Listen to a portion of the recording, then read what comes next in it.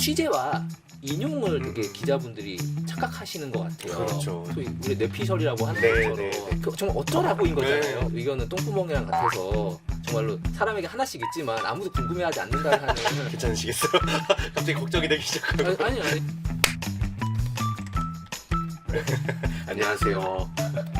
네, 반갑습니다.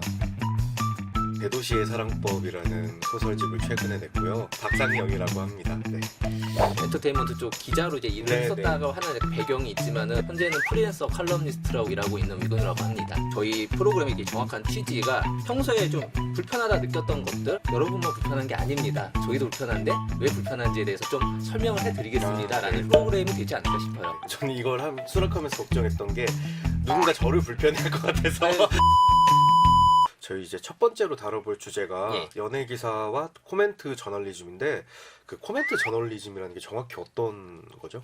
그러니까 이제 이런 게 누구 누구에 따르면 이게 있잖아요. 네. 근데 이게 자체는 잘못이 아닌데 네. 취재가 아닌 분량만 채워주는 네네. 누가 봤을 때 이건 나도 할 수 있을 것 같은 말인데 네네네. 라고 하는 단순 인용으로서의 코멘트 저널리즘에 대해서 좀 이야기를 해보려고 합니다. 아 네. 기자님께서도 예. 절대 무관하지 않는. 그렇죠. 네네. 그래서 연예 기사를 썼었던 사람이었던 거고 네네. 연예 기사에서 가장 많이 인용되는 게 이제 소위 대중문화평론가라는 사람들이거든요. 그렇죠. 그러니까는 네. 이 문제에 대해서 좀 얘기를 좀 내부인으로서 해야 된다라는 생각이 네네. 들었어요. 한국에서 대중문화평론가라는 게 얼마나 정말 별의별 곳에 다 이제 얘기가 되는가 한다면은 콘텐츠가 접근성이 높아진 것도 1990년대 신드롬을 한몫했다. 뭐뭐뭐 대중문화평론가는 아까운 망작과 콘텐츠를 발굴해서 다시 주목받게 하는 콘텐츠 고고학자 놀이가 인기. 뭐뭐뭐 대중문화평론가는 망함으로 토토리의 이런 캐릭터를 잡았다. 그리고 이상민에게는 거리가 없이 편하게 다가갈 수 있다는 것도 큰 매력. 방금 인용한 코멘트들의 네네. 의미는 통찰이라는 게 있었나요, 사실? 사실은 그냥 모두가 알고 있는 진실에 네, 대해서 그러니까 확인을 모두가 했죠. 알고 네. 있거나 어떤 면에서는 거의 이제 소위 우리 뇌피셜이라고 하는 네, 것처럼 네, 네. 뭔가 어떤 근거를 대는 게 네, 아니잖아요. 네, 네, 네. 그러니까는 뭐 어떤 뭐 연예인이 인기 있는 이유, 여성 연예인의 팔코르스에 대한 뭐 의견, B급 코드 이야기도 네, 있고 네. 연예인 이혼 이야기까지 네, 다 네. 해야 돼요. 역할이 막중하면서도 너무 범위가 넓네요. 그러니까 저는 그거는 막중하다고 하는 건 너무 좋게 봐주신 거고 네네.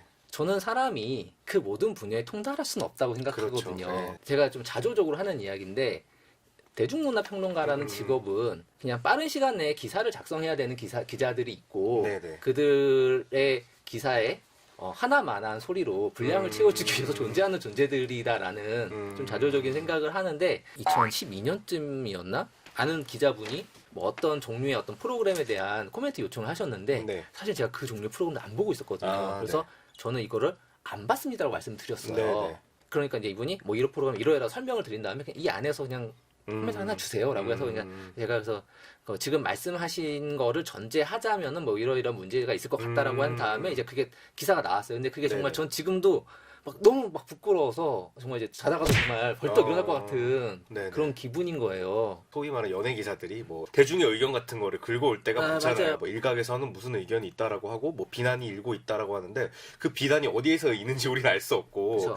결국에는 기자들이 자신에게 필요한 멘트를 끌어다 써서 더 많은 기사량을 노출시키기 위한 그런 수단이 아닌가 하는 생각이. 네. 지금 말씀하신 게 되게 동의하는 게 네네. 이제 네티즌 의견이라고 하는 게 네네네네. 있잖아요. 어떤 그 출처 잘 불분명하고 네네네. 가끔은 진짜 어디 있는 의견이긴 한가 궁금할 때가 사실 그러니까요. 있는데 네티즌 기자 본인의 네. 의견이 아닌가 하는 생각이 들 정도로. 그리고 이제 만약에 있다 한들 네네. 정말 어쩌라고인 거잖아요. 네. 그런 의견에 대한 그런 오래된 농담 중에 의견은 똥구멍이랑 같아서 정말로 사람에게 하나씩 있지만 아무도 궁금해하지 않는다 하는 기사라고 하는 거는 나름의 공적 매체인데 그렇죠. 거기에 이제 실려서 관점을 제시하는데 음. 인용될 때는 어떤 학문적 권위나 네네. 논거, 새로운 팩트 이런 것들을 가지고 이제 기사로서 구성해내는 거잖아요. 네네. 근데 그렇게 하는 대신에 대중문화평론가는 이렇게 말했다. 라고 하니까 이제 그 분야의 전문가가 아닌데 네네. 그 본인의 권위를 얻고 네네. 저는 이제 그래서 어느 순간부터 아예 코멘트 자체를 안 하고 있는데 좀 되게 재밌는 게 포털에서 기사 검색으로 대중문화 평론가라고 해서 척 쳐보세요. 그러면은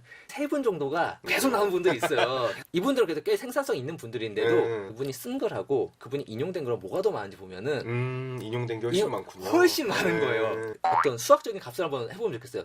본인이 쓴 네네. 평론의 숫자와 인용된 기사의 숫자를 해서 값을 내서 어느 정도 이하가 어느 정도 이게 윤리적인 것이다라고 저렇게 수많은 거에다가 얘기를 하는 시간에 하나의 사안에 대해서 깊게 고민할 수가 있을까? 많이 인용되는 분들일수록 본인의 내실은 없어지는 자기 살 깎아먹기가 된다고 생각을 하거든요. 근데 이거에 대해서 연예 기사를 쓰는 기자들도 좀 문제의식이 별로 없고 거기에다 코멘트를 제공하는 분들도 크게 네, 이제 네. 그런 게 없고 그리고 이제 독자분들도 연예 기자에 대해서는 그냥 기레기라고 욕은 하죠. 네. 이런 식의 메커니즘에 문제의식을 가지지는 않는 것 같아요. 그렇죠. 근데 이게 뭐가 문제냐면은 결국 연예 기자들의 역량이라는 게 네네. 쭉 떨어져요. 그렇죠. 취재 능력이 예. 취재 능력 떨어져. 그냥 원하는 코멘트는 누구한테 얻을 수 있으니까. 뭐 네티즌 뭐뭐뭐도 하고 이제 뭐 대중문화 평론가 뭐뭐뭐도 말했고 그런 식으로 하다가 지금 연예 기사 어디까지 왔는지 좀 포털 보면 아실 수가 있잖아요. 예, 이런 식으로 좀 그 연예 기사의 질적 하락에 네네. 이 코멘트 저널리즘이라고 하는 이 방법론과 대중문화 평론가라는 족속에 너무 깊게 연관되어 있지 않나. 네. 수많은 불의의 그 네. 고리라는 것들을 좀 같이 이야기해야 되지 않나. 그러지 않으면 이건 없어지지 않을 거라는 생각이 들어요. 네.